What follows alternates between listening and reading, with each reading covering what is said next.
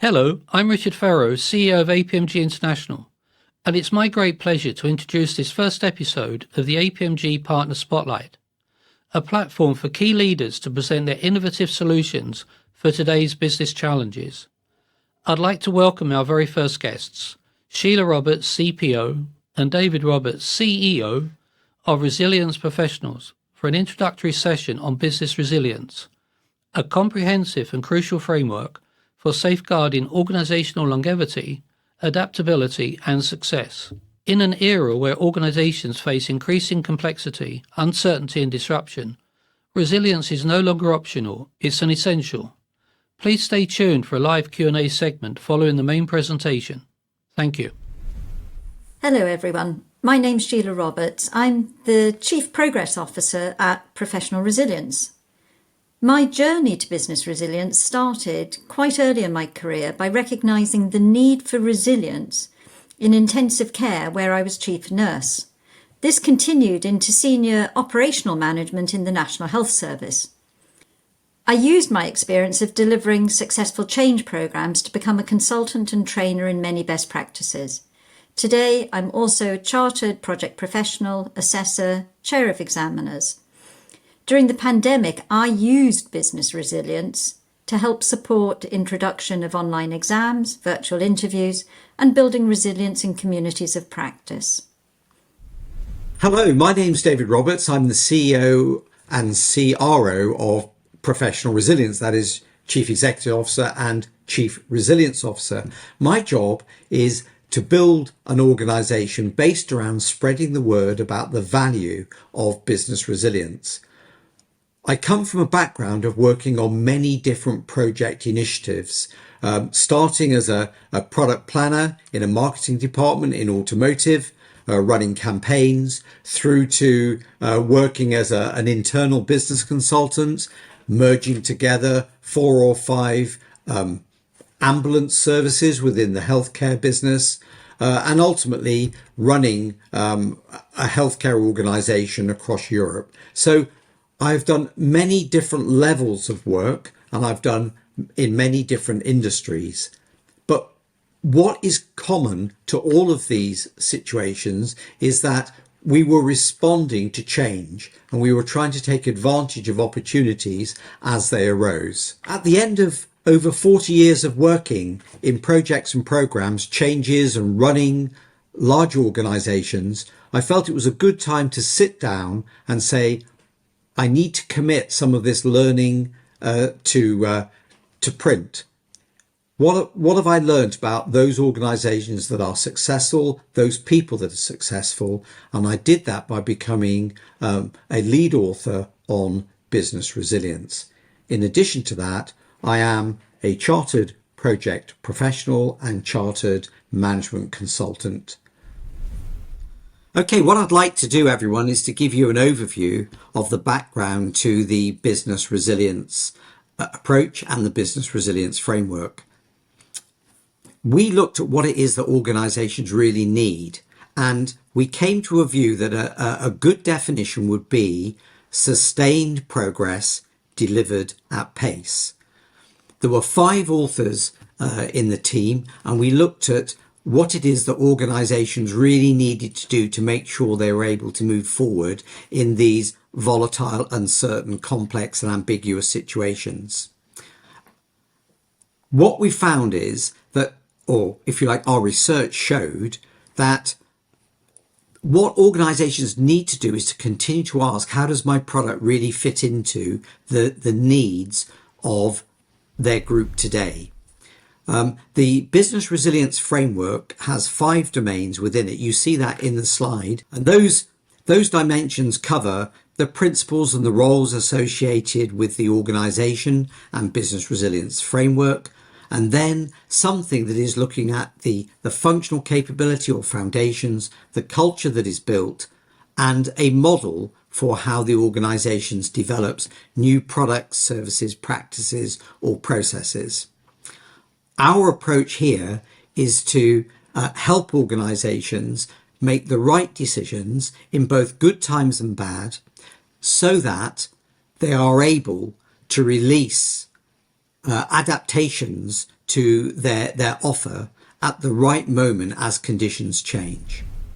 We can see, if we look back at what happened during the COVID period, that something like over 60% of organizations, whether in North America or whether they were in Europe, felt that they were prepared for a disastrous situation, if you like, business continuity plans, disaster recovery.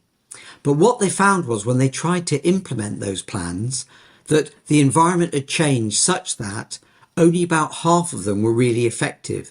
They needed not to bounce back to an old world, but to bounce forward into this new uncertain environment. Those organizations that were able to do that were able to make just the right decisions at the right moment.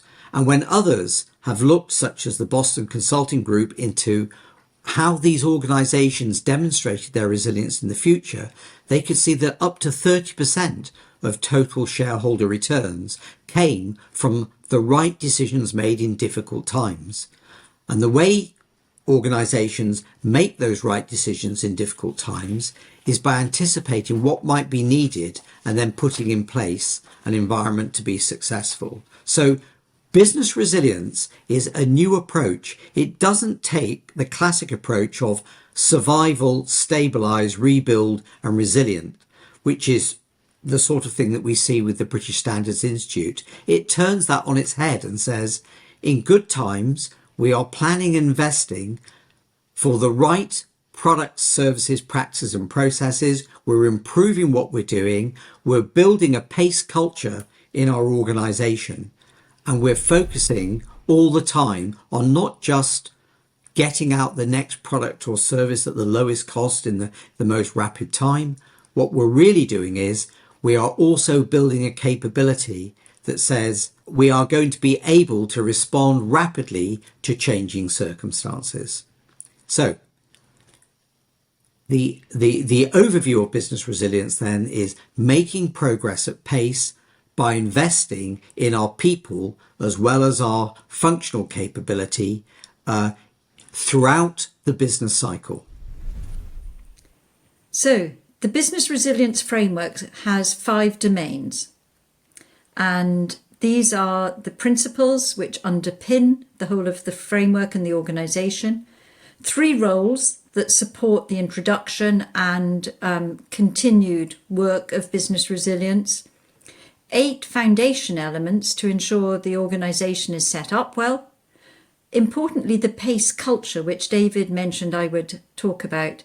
This is a purposeful mindset, application of tools, capability and skills, and hugely important that energy is available. So that culture pins things together. It's the glue in the middle. And the progress cycle, because unless we're making progress, the organisation is not thriving. These 5 domains link together to enable progress to be made, but at the same time have a focus on implementing or indeed improving the level of business resilience for the organisation. The level of business resilience should be measured at the start, otherwise we don't know whether we've improved.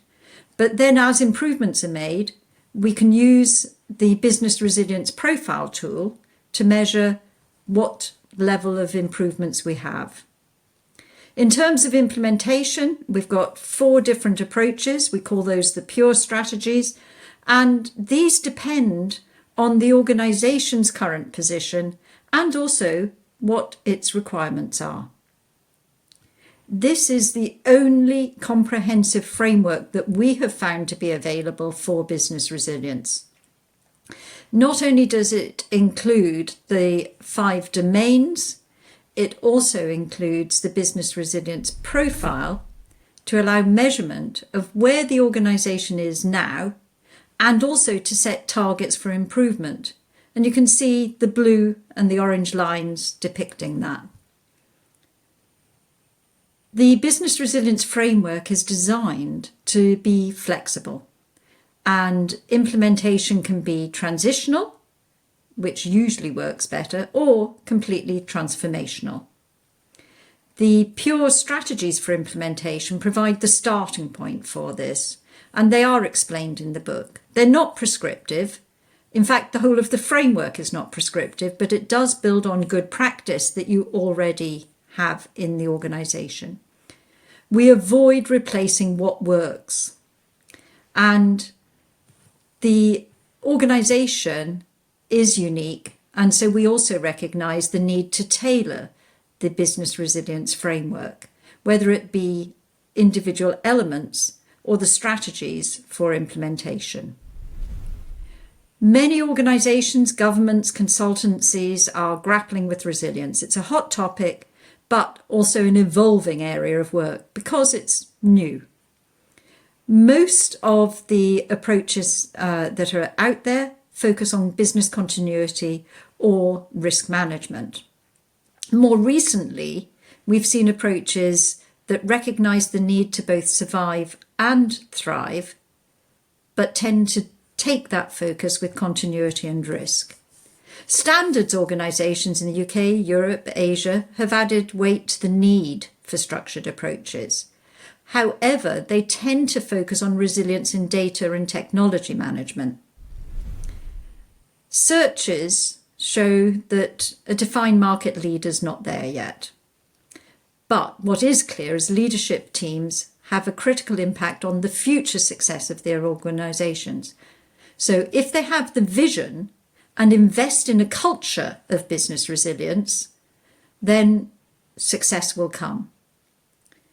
The Big Four have come out with many papers and approaches, but we've not seen a comprehensive framework. Other organisations have principles or an approach of some sort. The business resilience framework is the only one which combines principles, roles, elements, implementation strategies, and the tools and techniques to implement them. It focuses on making progress at the right pace for the organisation in whichever VUCA conditions exist. No other framework that we've seen provides this holistic approach to realising the organisational vision through the commitment to investing in the 5 domains of the framework, and very importantly, the development of the PACE culture. So, how to get started? Well, really good idea is to get certified.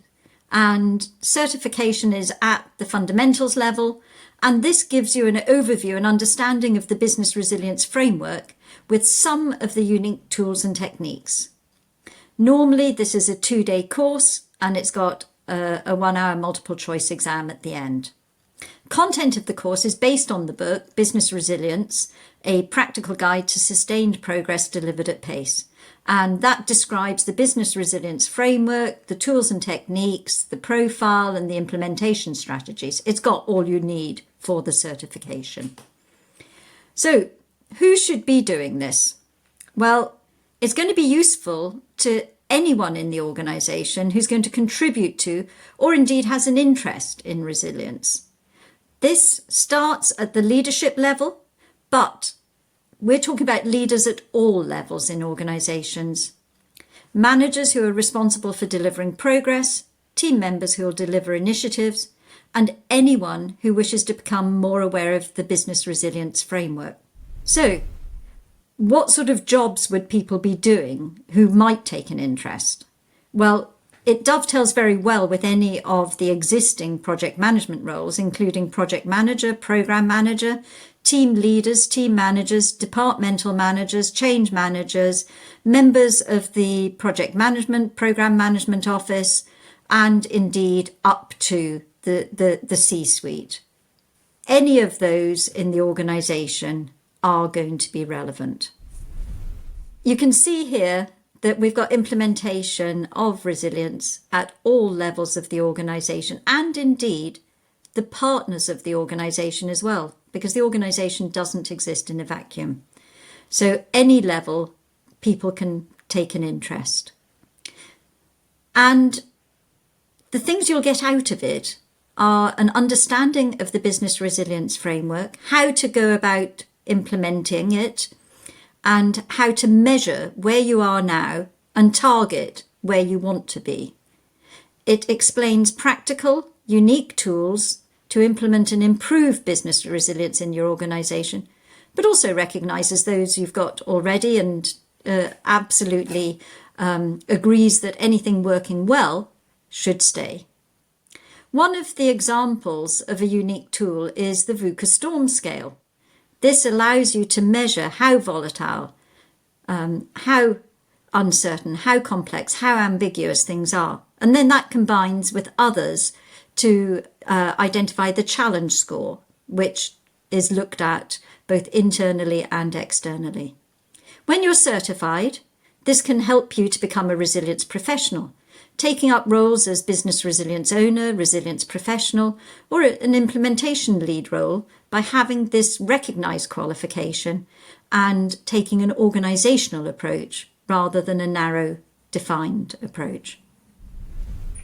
Okay, so what is available to all of you who are probably working today as change or project managers or risk managers and want to migrate to becoming a business resilience professional? Well, one of the best places to start is get hold of the Business Resilience book, as it says, a practical guide to sustain progress delivered at pace.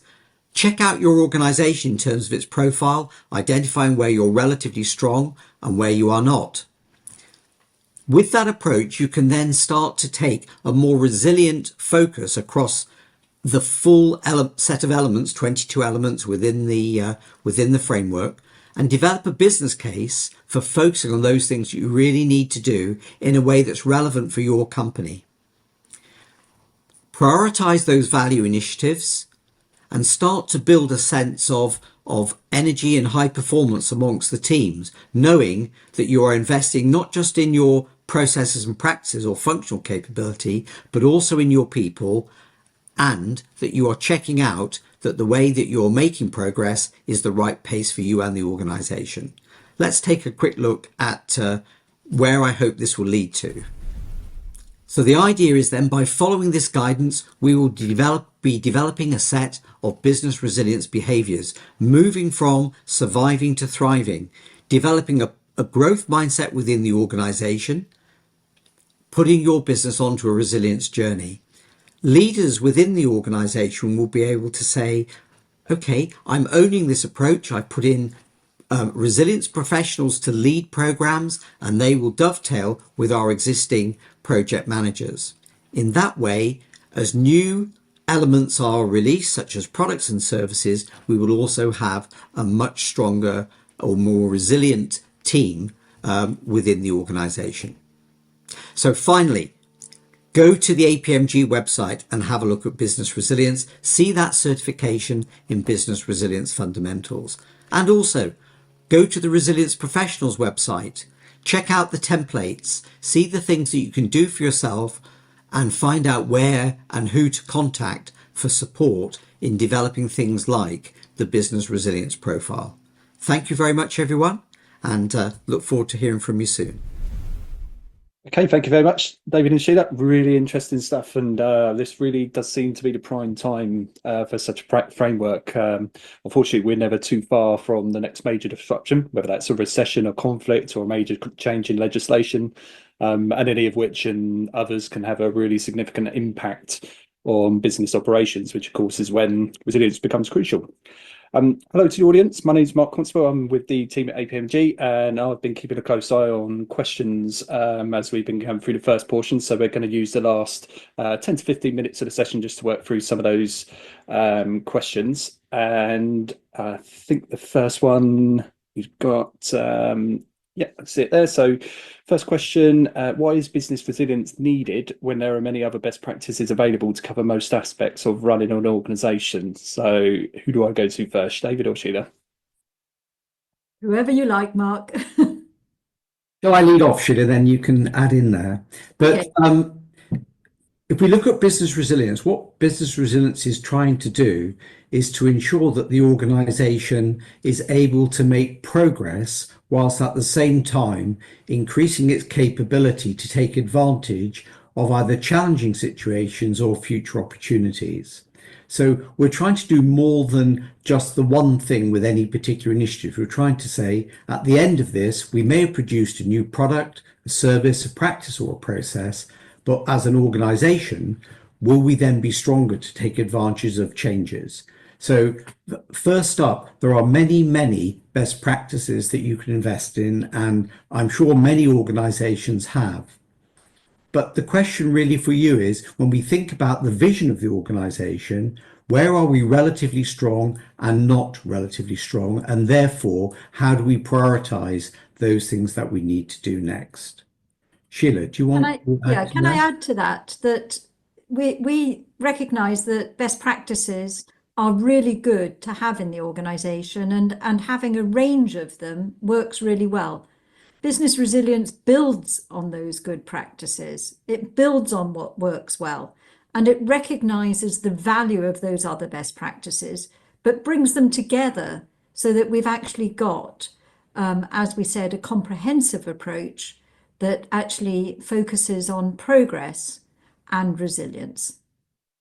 So maybe, Mark, I could just add an example which might help really for people to understand. If you think back to the pandemic, the COVID situation, if I take an example of the aviation business, then the aviation business through COVID was characterized by many airlines finding they could no longer make commercial flights to particular destinations. They could neither get sufficient passengers on their aircraft to make them viable.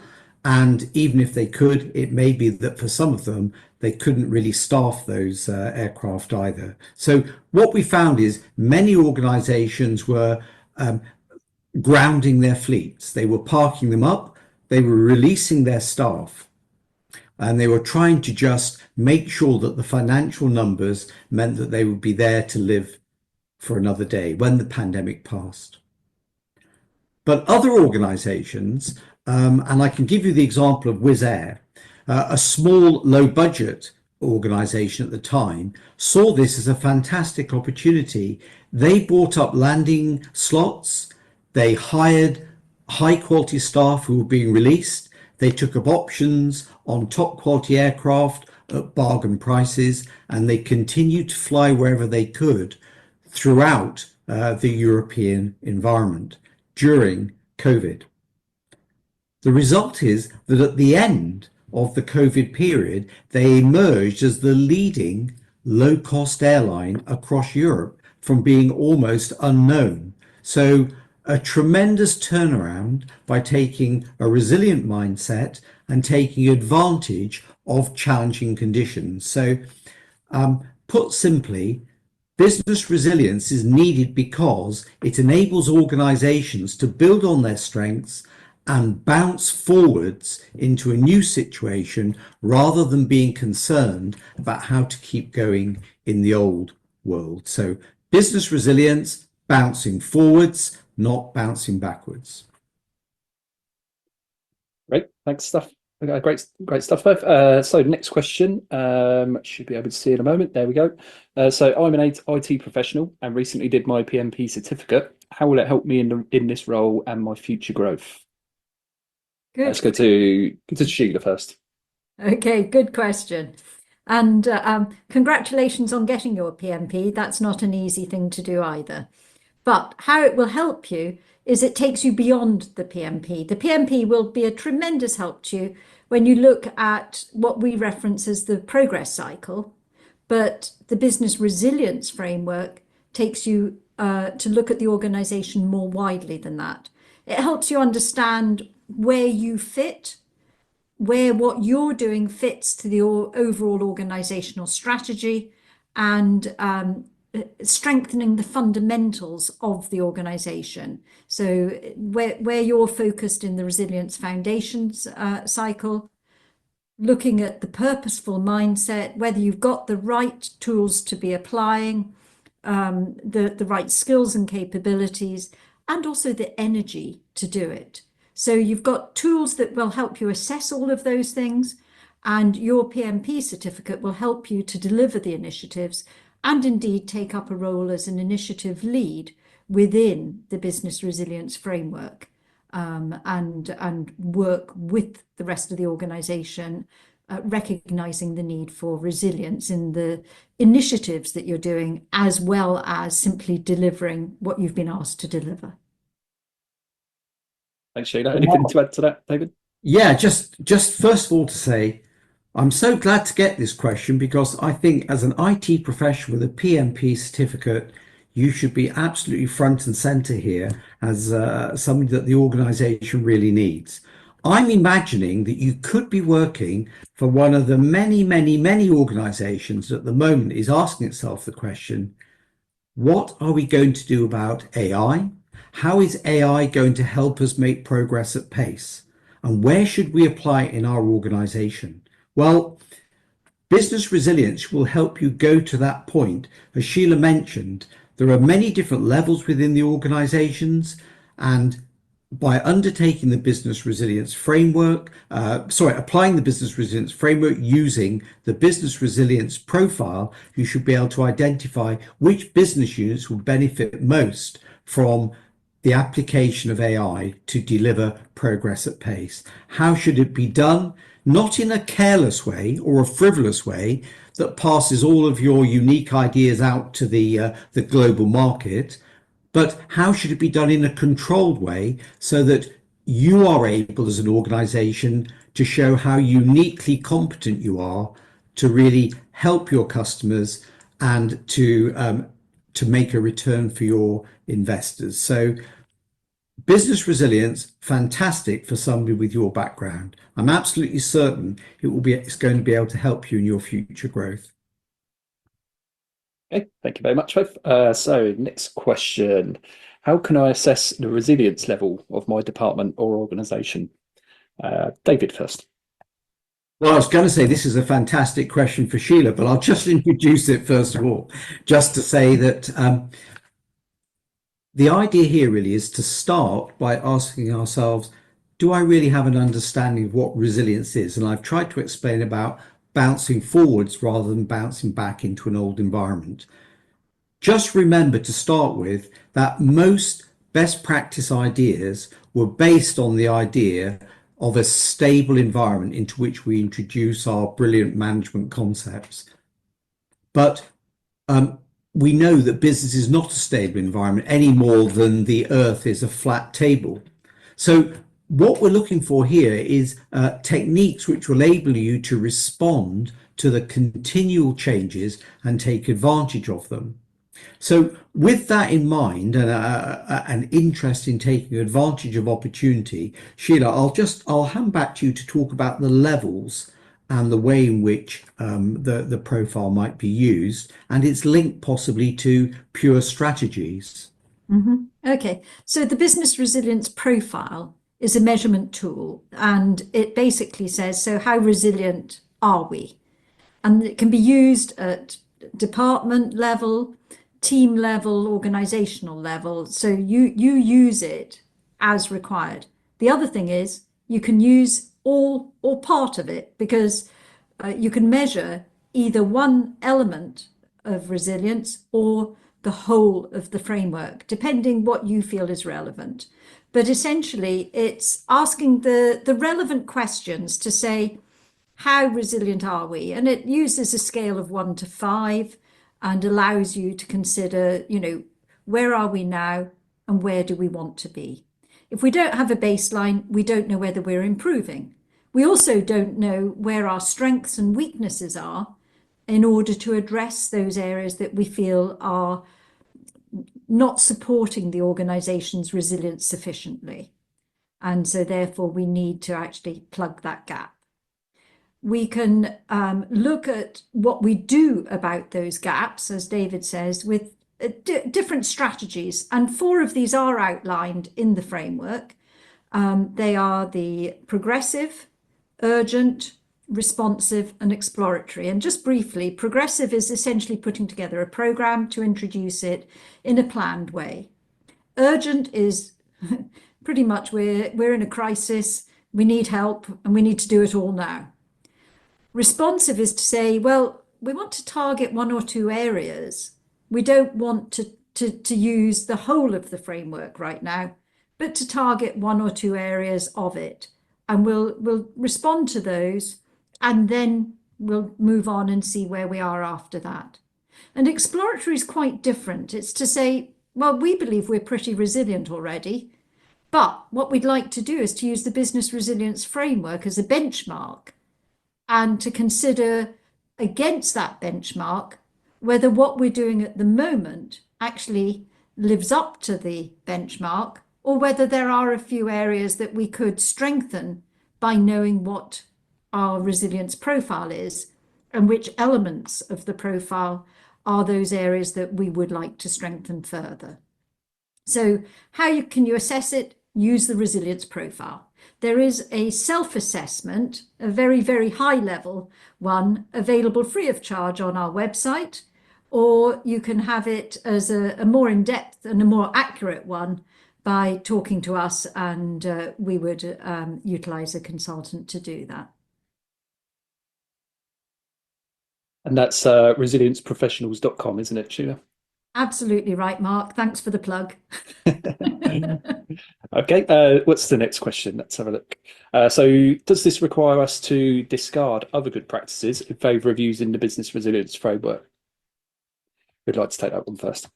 I'll just pick up on that point. But what we have is within the basic model is we have 5 domains, as we explained at the beginning. There are 22 elements, many best practices and tools associated with them. Our approach is to say, having identified using the profile where are the areas of weakness, what we want to do is try to build or substitute just in those areas whilst maintaining the good work that you've already invested in best practice in the other elements within your organization. Remembering business resilience is an enterprise-wide approach.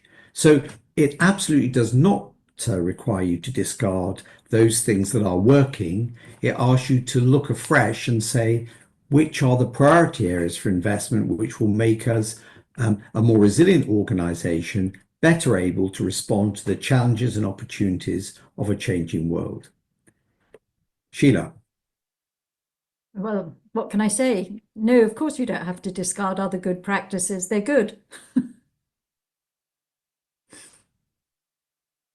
Great. Let's move on to the next question. So is business resilience just good risk management with a new label?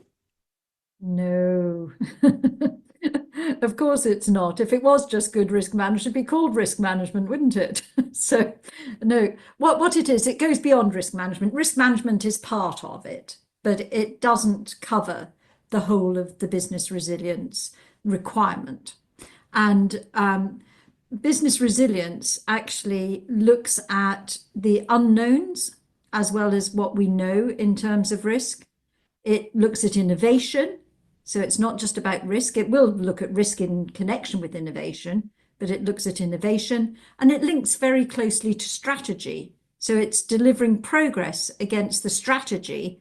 So it's a lot more than risk management, although risk management will definitely be a part of it. And one of the elements of the foundations, the one cycle, is actually innovation and risk. So it's recognized as being needed, but it's bigger than risk management. So Sheila, thank you for that. So just to sort of reinforce that point then, it's an enterprise-based approach. And as Sheila was saying, whilst risk management is important, we've got to remember here that the overall approaches that we're looking at people as well as the functional capability in the organization, how it makes progress. So building a resilience culture is absolutely critical. And that resilience culture is based on a purposeful mindset, application of tools, capability and skills, and a sense of elevated energy, a can-do feeling within the organization. Understand the business resilience framework, apply the business resilience profile. Having done that, you can see where it is that you're going to be able to move and prioritize those initiatives. Do that in the form of a roadmap that helps you contribute to your vision and take advantage of a VUCA world rather than find that you're swamped by it. Right, thanks both. I think we'll cover one more question before we move to wrap up. So final question. Why is business resilience relevant to the teams under the C-suite? Well, Sheila, shall I just kick off and just say that, particularly in light of the question that came up from the IT environment, somebody hasn't raised this in terms of looking at continuity planning, but today we start to see jobs of the Chief Resilience Officer being advertised. And that's because organizations are starting to realize that maybe they were in those 62 or 67% of organizations for whom a continuity plan was not going to do it. They needed a different approach. So the Chief Resilience Officer is if you like, a C-suite idea that is emerging. And for the teams that work underneath it, resilience can be applied at many levels. So Sheila, you might like to talk there just about those different levels at which it can be applied. I'll pick that up. And our view is leaders are at all levels of the organisation, and it starts with the individual, builds out to a team, department or division, the whole of the organisation, and then, as I mentioned in the presentation, the network partners as well, because our organisation doesn't stand alone. And again, in those network partners at all levels of leadership there as well. But why is it relevant to teams under the C-suite? Well, the C-suite don't make it happen. The whole organisation has to have a consideration of resilience if it's going to be resilient, and therefore an understanding and participation in the implementation of initiatives that build resilience and make progress at the same time. It's a twin goal of progress and resilience. So whatever we want in terms of progress under our vision, we're looking at how do we make that work so that at the end of that, our organisation is more resilient, as well as making what you might call straight line progress.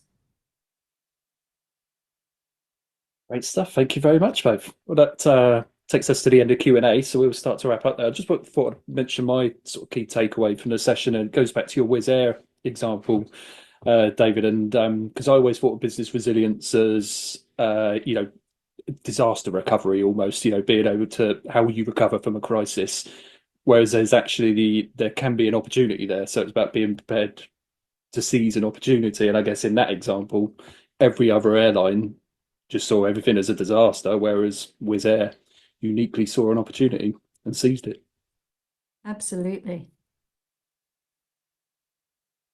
Great. Okay, so that just leaves me to thank everyone for joining us for the session. I hope you found it interesting, and thank you, David and Sheila, for your insights and expertise today. Really interesting, and thank you for engaging with us as well with the questions. And last thing I'd say is just look out for the follow-up email. So we'll put together the final recording that will be available on demand, so you can view that at another time or share it with colleagues. And once that is available, we'll send everyone an email, send everyone that's registered an email with some other links in there as well. But in the meantime, head over to the Resilience Professionals website, take a look at the framework and see if it could be a good fit for your organisation. So thanks very much again, everyone, and enjoy the rest of your afternoon, evening, wherever you're joining us from, and the rest of the week. Thanks very much. Bye-bye. Thank you, Mark, and thank you everyone for your questions. And good luck in making your organisation resilient again.